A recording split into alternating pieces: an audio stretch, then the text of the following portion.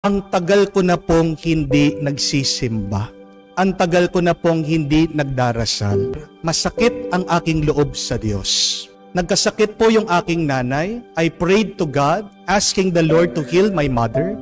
Kinuha pa rin po ng Diyos ang aking ina. Umalis yung pare. Bumagsak po ang bomba doon sa building na pinanggalingan niya. Nakita po niya yung lalaki, patay na po siya. Meron siyang kwintas at merong locket. Kinuha po ng pare at nabigla siya.